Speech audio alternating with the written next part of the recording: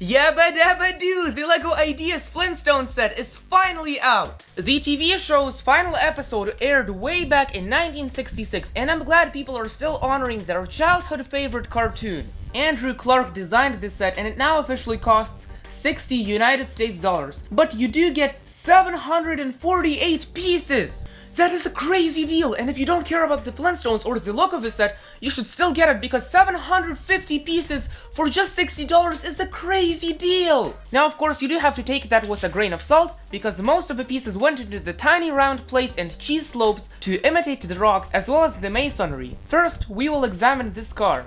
I'd say it's a very good build. It looks simple, but while building it, I found it complicating enough to keep me interested. As you can see, there is a piece of Bronto ribs attached here, but you can easily take that off when it's in motion, or just to make it more maneuverable. This is just to represent the fast food order from the driveway, and over here we do get the purple tray. The car does get a few rollies here, accurate to the show. It's a very unique take on what a car looks like, and I'm glad we're seeing this in LEGO form. The seats are nice and comfy, but I do wish we got some sort of space at the bottom or pedals represented by stickers, because after all, it's a foot-powered car. Over here we get this 2x2 round wooden tile imitating the steering wheel. Although the piece isn't new, I appreciate any time we get it. On top of everything, there is a rooftop utilizing a new cloth piece. It's a very furry, very soft cloth, so I like it, and it gets an A+ from me. A special quirk with this roof is that it can fold back a little, so you can easily put the entire gang there. I'm glad LEGO thinks of little things like that when finalizing the projects. The front look of their cottage is phenomenal. I really like how the house never uses big pieces, but only very small plates and cheese slopes to finely detail all of the curves and defining features. Behind these irregular windows are curtains represented by these 1x3 orange tiger pieces. All in all, it's a very nice look. I love all of these front yard decorations here. We get two inverted clear glasses as well as purple flowers growing out of gunmetal gray flower pots. On the sides, we get just a couple of rocks and grass elements. I think all of the pieces really complement the messy garden look really well. One thing worth mentioning, on the right, there is a huge palm tree growing out of the rock cottage. It can be adjusted slightly, but then it doesn't look as nice as its regular position. Under the leaves, there are brown, blank minifigure heads to represent coconuts. It's actually very creative. You probably noticed this already, but very close to the palm tree is a nicely detailed chimney. Just look at all of these tiny pieces to represent the rocks, and the entire construction for it comes at about 200 pieces alone. Just knowing that, you can expect it to be very pretty. One thing I wish we saw is just having some smoke coming out of the chimney.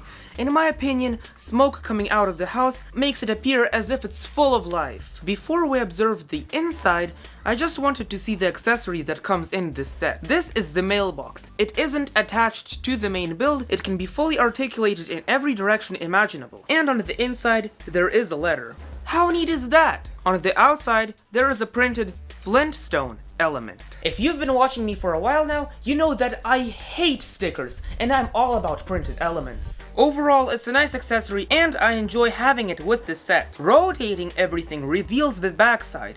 For easier access, we can open up the floor pieces and lift the roof off it. First, let's take a look at the roof. It's a very nice rocky terrain, and I love the studs on the side technique used here. The roof is very densely built, and it really feels like a piece of stone, not plastic. First of all, behind the couch, we can see a beautiful printed cave painting. It's an excellent piece, and it can be definitely used in many mocks. Over here is the couch. Personally, I wish the bottom was made out of white 2x2 studs not on top elements to make it look very soft and comfy. Right now, it looks like the couch is made of rocks.